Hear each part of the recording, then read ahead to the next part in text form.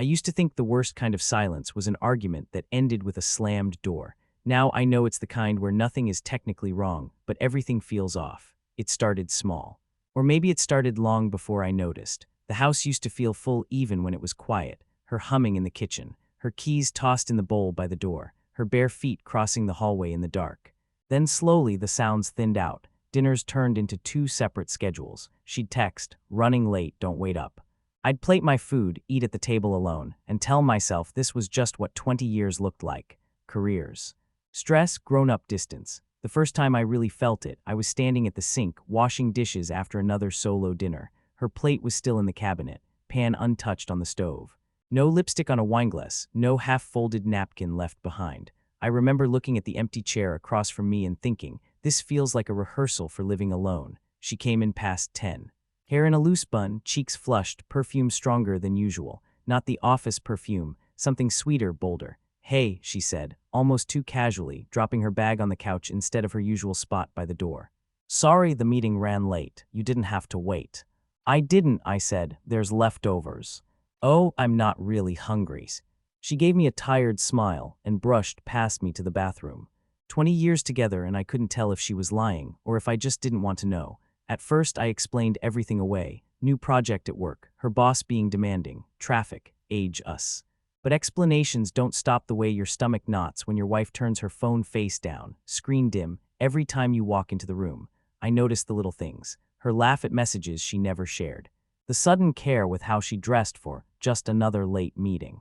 The way she started doing her makeup at 6 p.m., not 7 a.m. one Thursday. I woke before dawn. The bed was still warm on her side, but she wasn't there.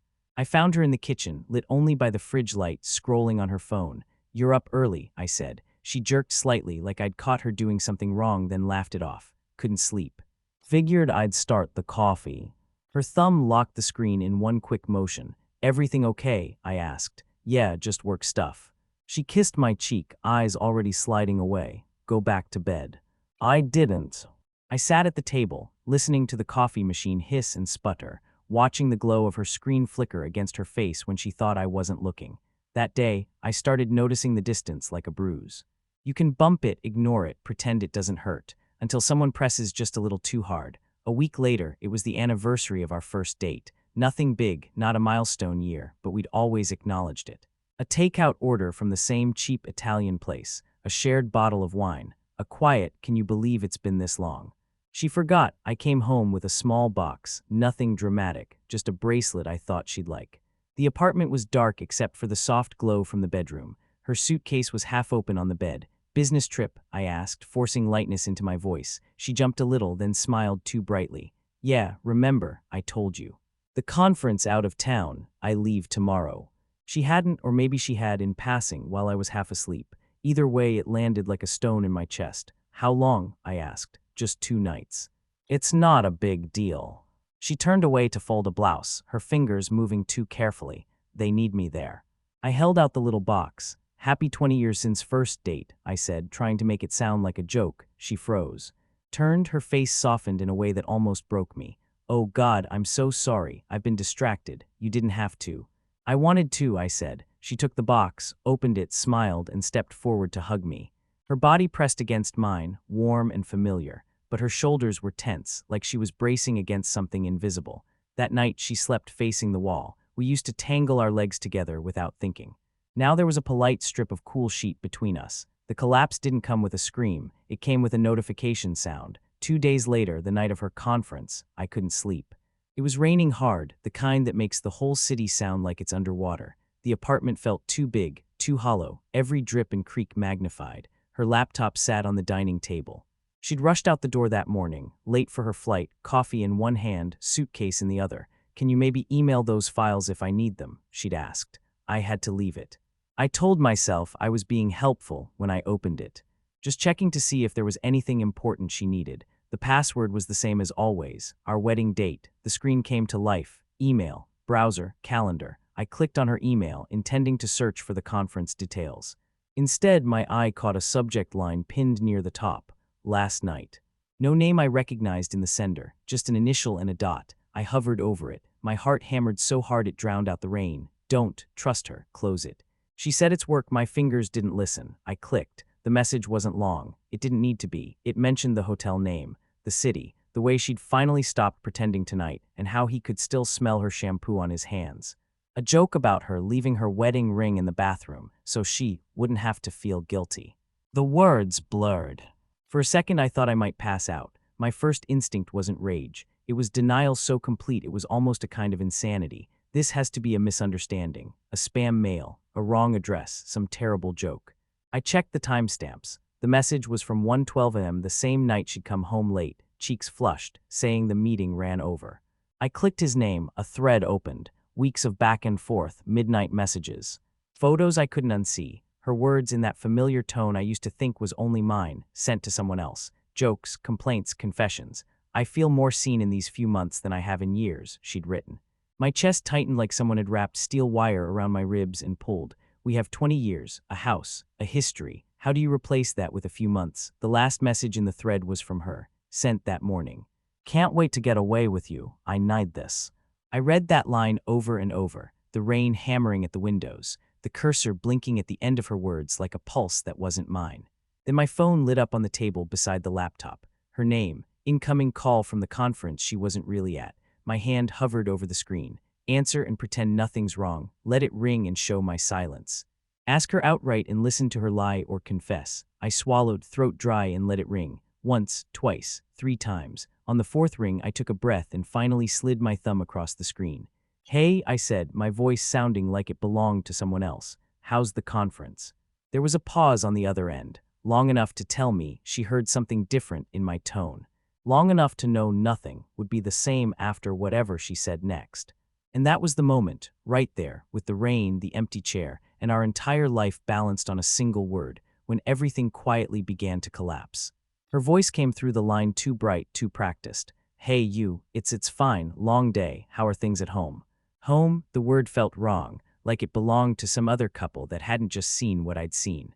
I watched the email thread glowing on her laptop screen. His name, her words, my breathing. Rainy, I said, quiet. She laughed softly. Typical, you sound tired, did you eat? The ordinary questions hurt more than the affair itself, in a way. She could ask if I'd eaten while her suitcase sat in some hotel room beside another man's shoes. Yeah, I said, I ate. Silence stretched, not long, just a second too much. I could almost hear her searching for the right script. Everything okay? She asked. I closed the laptop slowly, like I was lowering a body into the ground. The sound of it clicking shut felt final. Is it? I asked. She went quiet, very quiet. What do you mean? She said. I could have thrown the words at her then. Names, timestamps, screenshots. I could have read the email line by line and demanded she explain every syllable. Instead, something in me pulled back. Like touching a hot stove and instinctively yanking your hand away. Nothing, I lied. Just a long day. You should rest. Big conference and all. Her inhale on the line was sharp. She heard it, the emphasis, the subtext. Right, she said slowly. Yeah, big conference. We talked for another minute. Weather, her presentation, a fake description of a hotel lobby she wasn't standing in. When the call ended, the quiet was so loud it felt physical. I sat there for a long time, phone in one hand, her laptop in front of me, listening to the rain and the hum of the refrigerator. The apartment smelled like leftover coffee and cold tomato sauce from the uneaten pasta. People talk about heartbreak like it's a shattering. For me, it was more like a leak. Something inside had been punctured, and now everything was draining out slowly. That night, I didn't sleep. Every time I closed my eyes, I saw them. I saw her smile, not the tired one she'd been giving me for months, but the open, laughing one she used to reserve for me, now directed at a man whose name I'd only just learned from an email signature. Around 3 a.m., I got up and wandered the apartment. Our life was everywhere. The framed photo from our 10th anniversary trip, the plant she kept forgetting to water, the pair of slippers she always left slightly crooked by the couch.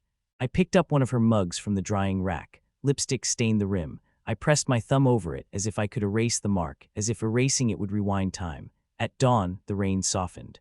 Gray light seeped in through the blinds, laying itself across the living room like a tired animal. I made coffee I didn't want, stared at the empty chair across from me. That's where she usually sat on Sunday mornings. Hair messily tied up, robe slipping off one shoulder, feet curled under her. We used to read in silence together. 2 books, 1 pot of coffee, shared glances. Now the chair felt like a stand-in for everything I'd lost without realizing it. By the time she came home the next evening, I had rehearsed 100 versions of the conversation. Cool and logical, explosive and raw, detached, almost clinical. None of them survived the moment she walked through the door. "Hey," she said, suitcase bumping over the threshold. Her smile wavered the second she saw my face. "Trip go well?" I asked. She set the suitcase down. "Can we talk?" There it was, no denial, no small talk. Just an admission packaged in 4 careful words. I nodded toward the couch. She sat on the edge, hands in her lap, twisting her wedding ring. I stayed standing for a moment, then lowered myself into the opposite chair instead of beside her.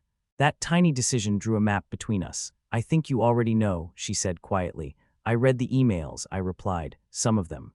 She closed her eyes, exhaling like someone who'd been holding their breath for months. "His name is Daniel," she said after a moment. "You deserve to know that much."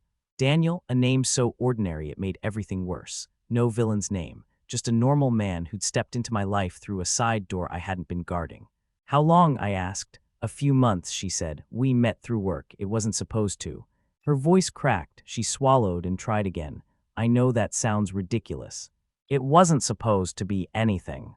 "How many times?" I asked, surprising myself with the bluntness. Tears gathered in her eyes. "Does the number change what it is?" "Yes," I said, not entirely sure if it was true, but needing something specific to hold on to. She looked down at her hands. 3. We were together 3 times. The words hung between us like a smell that wouldn't dissipate. I remember nodding, not because it made sense, just because my body needed to do something. "Why?" I asked. The question came out softer than I'd planned, not an accusation, more like a plea. She wiped at her eyes, laughing bitterly. "There isn't a version that makes this better. I was lonely. I felt unseen. I felt like I had become part of the furniture in my own life, and then someone looked at me like I was new." "I looked at you," I said. "Not like that," she whispered. "Not for a long time." The words cut, but they weren't a surprise. We'd both let pieces of our marriage go unattended. Work, stress, routines, a slow erosion we never acknowledged. "Why didn't you talk to me?" I asked. "Why him instead of sitting at this table and saying you were unhappy?" "Because I was afraid," she said. "Afraid you'd be hurt, afraid you'd be angry, afraid you'd say, 'We've been together 20 years, we can't just fall apart now.' And I felt like I was already halfway gone, and I didn't know how to come back." "So you chose to leave all the way," I said. "Just in secret." Tears spilled over. "I didn't plan it like some grand escape," she said. "I hated myself every single time. I told myself I would end it, and then I didn't, and the guilt just stacked up." "Until what?" I asked. "Until the conference that wasn't a conference." She winced. "I was going to tell you after," she whispered. "I know how that sounds. I had this whole confession planned in my head. I thought if I could just say it all at once, maybe we could fix something, or at least be honest." "Did he know about me?" I asked. "Yes," she said. "He knew I was married. And he didn't care." She gave a small, sad smile. "He cared in the way that made him feel less guilty. He said things like, 'You're already gone in your heart, and you deserve to be happy.' It was convenient morality." I swallowed. "And you agreed?" "At the time," she said, "because if I didn't, then I had to admit I was just selfish, weak. I don't have an excuse. I'm not going to pretend I do." The room felt heavy. The rain had stopped, but the outside world remained a gray blur beyond the windows. "Is it over?" I asked finally. "Whatever this is with him, is it over?" "Yes," she said immediately, then hesitated, honesty dragging more words out of her. "I ended it on the flight back. I texted him, told him it was done, blocked his number. I should have done it the day it started, but I didn't." "I saw the email," I said, "the one about last night, about your ring. About finally stopping pretending." She flinched at my repetition. "I know," she whispered. "That's what I mean about hating myself, for what I did, for how I let him talk about us, about you." The us twisted in the air. Did we still have an us, or was that limited to past tense now? "Do you want to stay?" I asked. The question surprised even me. I hadn't planned to offer it. I hadn't planned anything beyond hurt. She looked at me like I'd handed her something she didn't think she deserved. "I don't know," she said honestly. "I know that I don't want to keep living like I have been. Lying, splitting myself in half. I love you, that never stopped. But I don't know if that love is the same as before, or if it's enough for what I've done to you." Love, the word sounded fragile coming from her mouth now, like glass in a trembling hand. "I need space," I said. My voice was steadier than I felt. "I can't decide anything tonight, not while I can still smell his cologne on your clothes every time I walk past your suitcase." She lowered her head, a sob escaping before she caught it. I'll go to my sister's, she whispered. Just for a while, I'll give you whatever you need. Time, distance, divorce. If that's what you decide, you shouldn't have to rush this. We both stood at the same time, then froze, suddenly too aware of the physical distance, the years between us, the invisible third body of what she'd done standing there in the room. She picked up her suitcase, paused by the door, turned back one more time. I know sorry means nothing right now, she said, but I am, for all of it, for every lonely dinner, for every lie. For turning our life into something that could be measured in hotel receipts and messages. You didn't deserve that. The hallway light cast a halo around her, outlining her against the dim apartment. For a second, she looked like the woman I'd met 2 decades ago, except now there was a weight in her eyes I'd never seen back then. She opened the door. Cool air slipped in. The distant hum of traffic, the soft hiss of wet tires on pavement. When the door closed behind her, the apartment didn't just feel empty. It felt hollowed out. In the days that followed, sleep became a stranger. Nights stretched into a loop of memories and intrusive images. Her laughing on our wedding day, her laughing at her phone, typing to him. I started finding traces. Infidelity, it turns out, leaves a trail even after the person is gone. A forgotten receipt in her coat pocket from a restaurant we'd never been to together. A hotel key card at the bottom of her bag. A second toothbrush hidden in the back of the bathroom cabinet, used only on the nights she'd come home late. Every discovery was a fresh cut, small but deep. I stopped listening to music, stopped turning on the TV. Silence suited the wreckage better. One night, unable to sit still, I walked through the city. Wet sidewalks reflected the streetlights in broken streaks. Couples passed me, arms wrapped around each other against the cold. I wondered if any of them were living what I was living and just hadn't found the emails yet. The city's noise felt distant, like I was moving underwater. Cars, voices, distant sirens, all muffled. I found myself outside a cheap diner we used to go to when we were first married.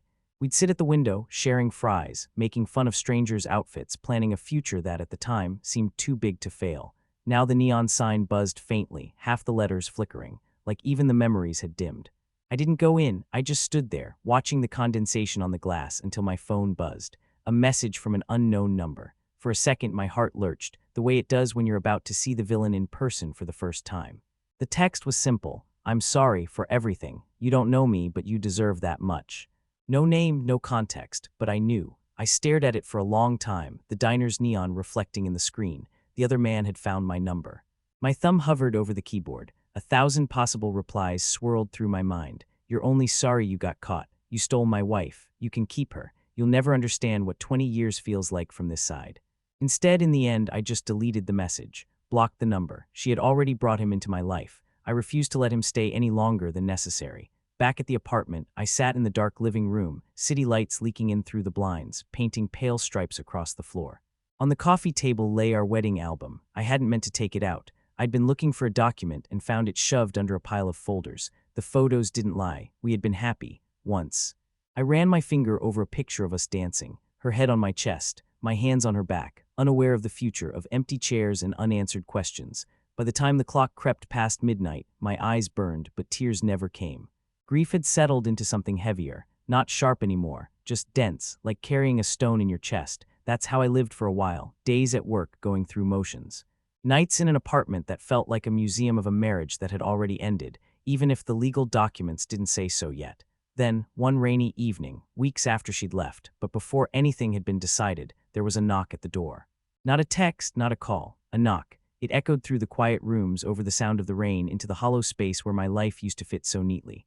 I stood up slowly, heart thudding, knowing, before I even reached the door, before I even touched the handle, that on the other side of that thin slice of wood, she was back.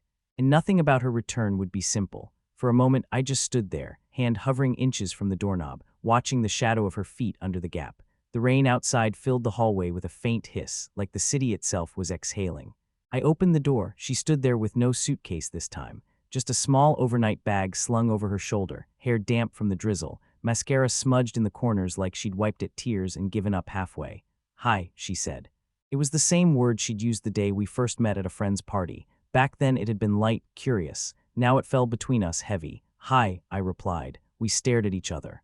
Two people with 20 years behind them and no clear path ahead. "Can I come in?" she asked. I stepped aside. She brushed past me, the faint scent of her perfume stirring up memories my body recognized before my brain could label them. The apartment looked almost exactly as she'd left it, her mug still on the shelf, her scarf still hanging on the back of a chair. Time had moved, but objects hadn't gotten the memo. She set her bag down carefully, as if any sudden movement might startle the fragile peace between us. "Thank you for answering the door," she said quietly. "I thought about pretending I wasn't here," I admitted.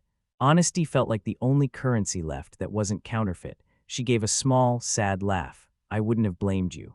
We sat not on the couch together, but in our now usual formation. She took the couch, I took the armchair. The rain tapped gently at the windows, less violent than before, a softer kind of storm. "How have you been?" she asked. It was such a normal question, so wildly inappropriate for where we were. "Tired," I said. "You?" "Worse than I deserve," she replied, eyes fixed on her hands, "but probably better than you've been, which is its own kind of hell." Silence settled again, not the comfortable kind we used to share. This one buzzed with all the words we were afraid to say. "Why are you here?" I asked finally. She drew a breath, held it, let it out slowly. "I needed to see you, not to beg, not to manipulate, Her voice trembled. "I'm losing my mind, replaying everything in my head, and all of those scenes have one thing in common. You, and the fact that I broke something I can never fully fix. I needed to look you in the eyes and say some things. Whether you want to hear them or not." "I'm listening," I said. It surprised me how much I meant it. She nodded. Then, to my surprise, she stood up and walked to the window, staring out at the city instead of at me. "The first time I cheated," she said, "I thought it would make me feel alive again. I thought it would fill this hollow place inside me. It didn't. It just dug the hole deeper and threw dirt in your direction instead." She turned, eyes bright with unshed tears. "I need you to know it wasn't because you weren't enough," she said. "I know people always say that, and it sounds like a lie, but it's the truth. You were steady, good, kind. You became the place I rested. And somewhere along the line, I stopped being worthy of that." I swallowed. Her words landed not as comfort, but as a strange acknowledgement of what I had been carrying. "You didn't seem unhappy," I said. It came out softer than I expected.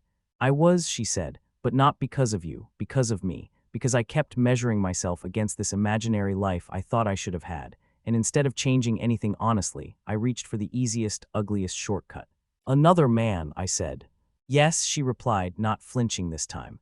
"Another man who made me feel new, but only because he didn't know the versions of me that were tired and bitter and ungrateful. He only saw what I filtered. It was intoxicating. And then suffocating. I hated him, and I hated myself more, and I still went back. 3 times," I said. She nodded. 3 times that I can never undo." We let that sit. 3, such a small number on paper. Such a colossal weight in a marriage. "What do you want from me?" I asked after a while, honestly. She blinked, thinking. She stopped, started again. "I want you to heal, whether that's with me or without me. I want you to know this wasn't a 10-year secret. I didn't build a second life. I built a very short, very stupid, very destructive lie that exploded everything. I want to take responsibility for that, without you having to carry the blame, too." "That's not really an answer," I said. "I know," she replied. "If I say I want you back, it sounds selfish. If I say I'll leave you alone, it sounds like I'm abandoning you twice. The truth is, I want a chance to earn whatever scrap of respect might be left, not as your wife, not necessarily. Just as the person you once trusted most." I studied her, the curve of her shoulders, the way her hands twisted the edge of her sleeve. She looked smaller somehow, not physically, just humbled. "Did you ever think about leaving me?" I asked. "Actually leaving, before any of this?" "Yes," she said without hesitation. "A couple of years ago, when we were barely talking except about bills and schedules, I thought about it a lot. But every time I pictured walking out, I saw you sitting at this very table, alone, and I couldn't do it. I told myself staying meant I was a good person. Then I proved myself wrong in the worst way possible."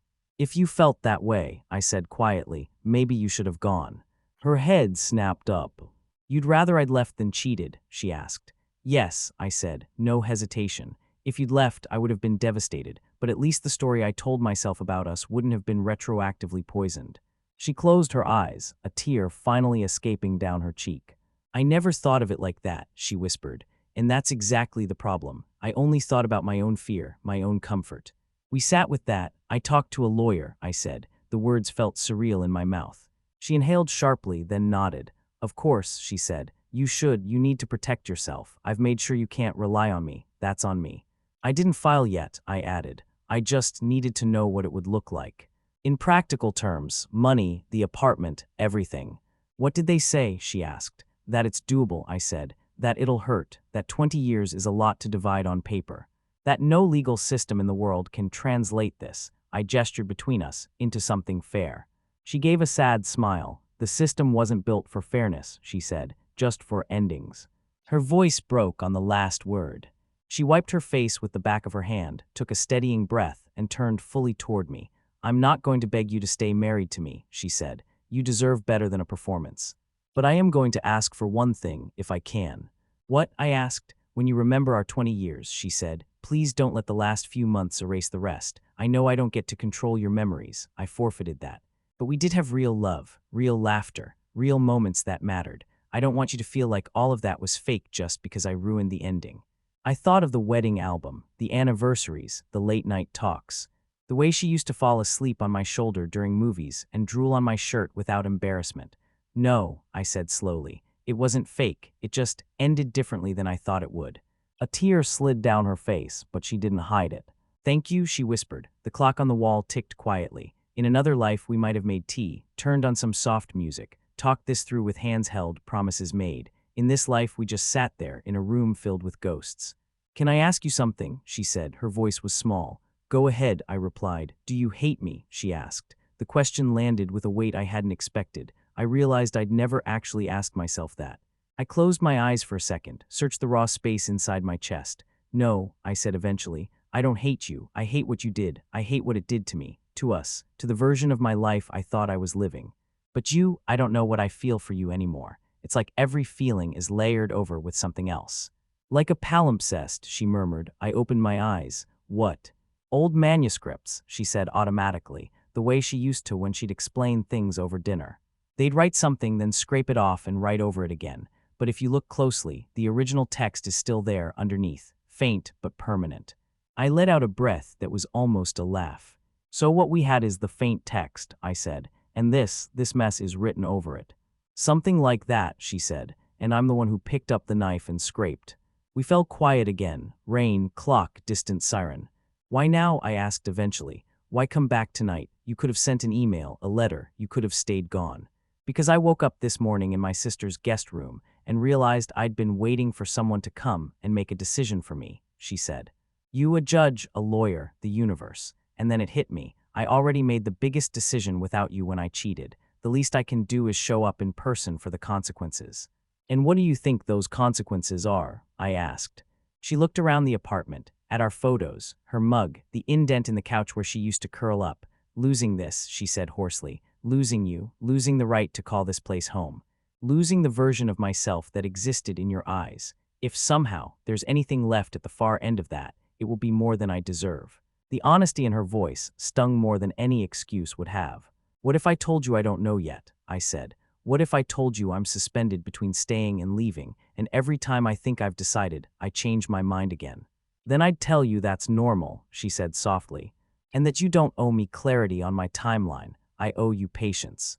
We sat in that raw, fragile understanding. Eventually, she glanced at the clock. I should go, she said. I didn't come to camp out here. I just needed to say those things to your face, not in a text, not over the phone. She stood, picked up her bag, hesitated. If you ever want to talk again, she said, about logistics, about memories, about anything, you know where to find me. I won't push, I won't show up unannounced again.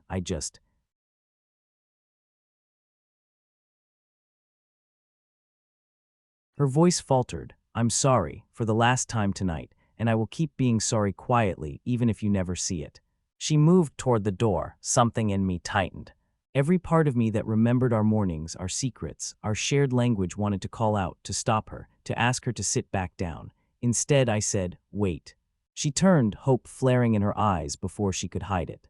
Yeah, she asked. I stood, walking toward her until there was just a small, charged space between us.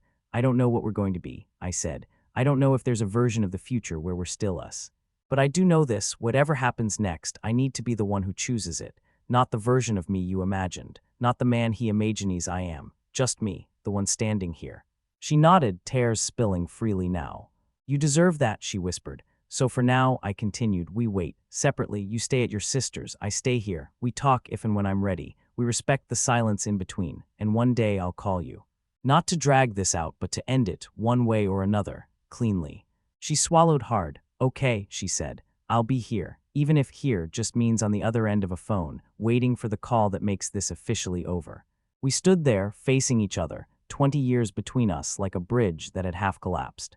Too dangerous to cross, too significant to ignore. For a heartbeat, it felt like the old days, just the two of us in a doorway deciding something big about our life. Then she reached up very slowly and touched my arm. Not a hug, not a claim, just a brief, grounding touch. "Good night," she said. "Good night," I replied. She stepped out into the hallway. The sound of the door closing this time wasn't a slam. It was quiet, almost gentle. But it still felt like something final had clicked into place. The apartment settled around me again. Same walls, same furniture, same ghost of her perfume in the air.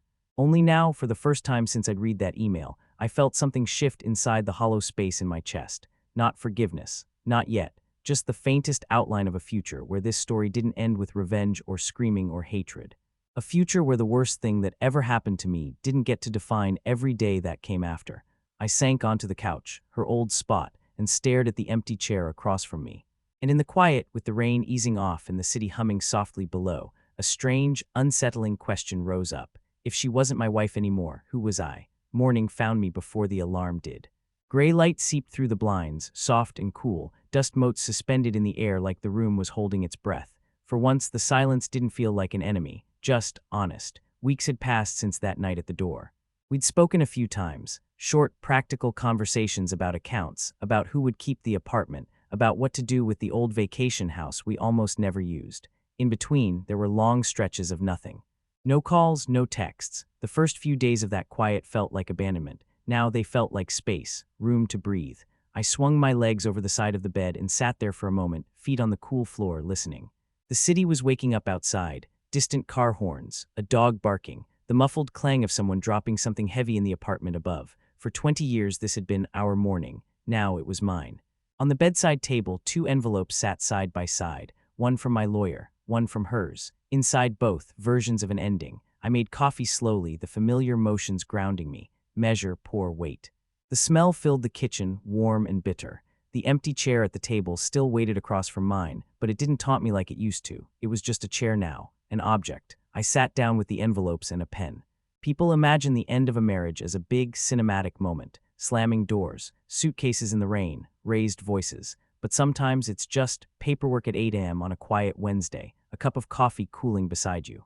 Your own handwriting turning 20 years into signatures and dates. I opened the first envelope, read through the pages, division of assets, spousal support, legal phrases that tried and failed to capture the weight of what we'd built and broken.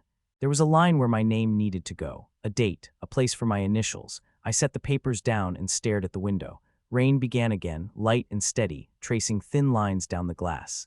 The city blurred behind it, buildings softened into shapes. I thought about the first apartment we'd shared, the way we'd eaten dinner on boxes for a week because we couldn't afford a table yet.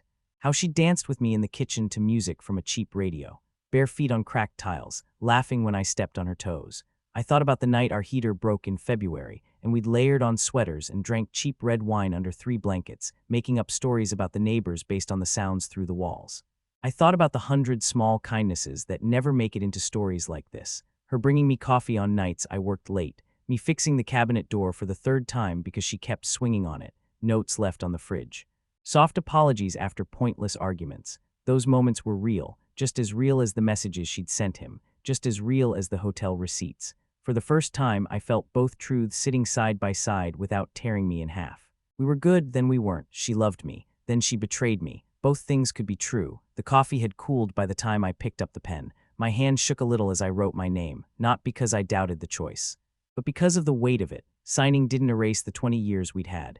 It just acknowledged that the version of us who'd promised forever in a cramped city hall office didn't exist anymore. When I got to the final page, I paused.